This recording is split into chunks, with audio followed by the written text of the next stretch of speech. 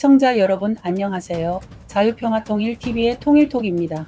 오늘은 전시작전 통제권 전환이 우리 안보에 미치는 영향에 대해 알아보겠습니다. 전시작전 통제권 전환은 오랫동안 한반도 안보 논쟁의 중심에 서 있습니다.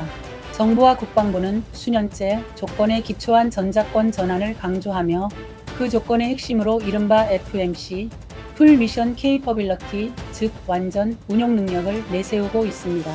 그러나 이 화려한 용어 뒤에는 우리가 직시해야 할 냉혹한 현실이 숨어 있습니다. 한국군이 지난 70여 년간 한반도 안보를 책임져 왔다는 사실은 부정할 수 없습니다. 매년 반복된 훈련과 대북 억지력과 대비 태세 덕분에 우리는 전쟁 없는 평화를 유지할 수 있었습니다. 수많은 장병이 국방의 의무를 다하며 오늘의 대한민국을 지탱해온 것입니다. 하지만 전작권 전환은 단순히 언제 넘겨받을 것인가의 문제가 아닙니다. 그것은 한국군이 어떤 군대로 준비되어 있는가를 묻는 문제입니다. 전작권은 국가 자주권의 상징일 수 있지만 준비 없는 전환은 오히려 안보 공백을 낳을 수 있습니다. 군 당국이 강조하는 FMC는 실제 전쟁 수행 능력의 총합이 아닙니다. 그것은 장비와 지휘 체계가 규정상 갖추어졌는지를 확인하는 행정적 지표에 불과합니다. 전쟁은 종이 위에서 벌어지지 않지요. 전장은 언제나 돌발 상황과 예측 불가능한 변수로 가득합니다. 문제는 현재의 한국군은 1953년 휴전 이후 대규모 실전을 경험하지 못했다는 점입니다.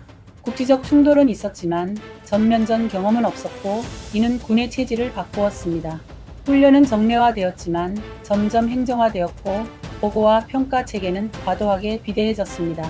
그 결과 장병들은 실제 전투보다 행정과 평가에 더 익숙해졌습니다.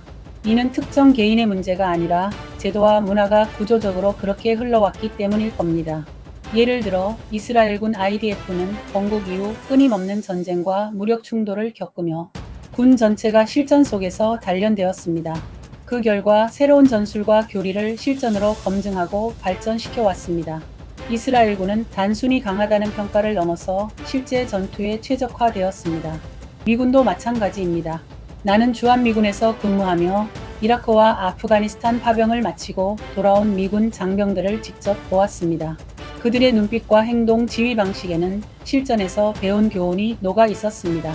전장에서 살아남기 위해 체득한 경험은 교범이나 이론으로는 절대 대체할 수 없는 것입니다.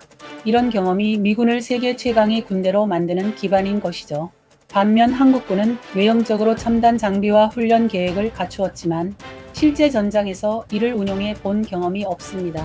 바로 이 점에서 한국군과 미군, 이스라엘군의 차이가 뚜렷하게 갈리는 것이죠.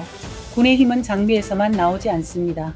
실전 경험과 더불어 가장 중요한 것은 정신전력입니다.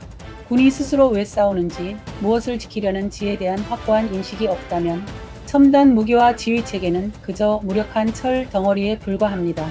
따라서 전작권 전환 논의는 정치적 구호나 시기 설정에 매몰되어서는 안 됩니다. 중요한 것은 한국군이 어떤 준비를 하고 어떤 변화를 통해 자체를 전투 집단으로 다시 세울 수 있는가라는 것입니다. 전작권은 언젠가 반드시 넘겨받아야 할 과제입니다. 그러나 그것이 형식적 전환이라면 차라리 늦추는 것이 낫다고 생각합니다. 북한 체제가 변화하지 않는 한 미군의 지휘와 억제력은 여전히 필요합니다. 한국군이 진정한 의미에서 전작권을 넘겨받으려면 먼저 실전 경험을 모의할 수 있는 새로운 훈련 체계, 그리고 정신 전력을 다질 수 있는 선진적 문화 개혁이 필요합니다. 장성들이 진급이 아니라 국가를 바라보고 장병들이 행정이 아니라 전투를 준비하는 조직으로 변해야 합니다. 이를 위해 다음과 같은 정책적 과제가 필요합니다.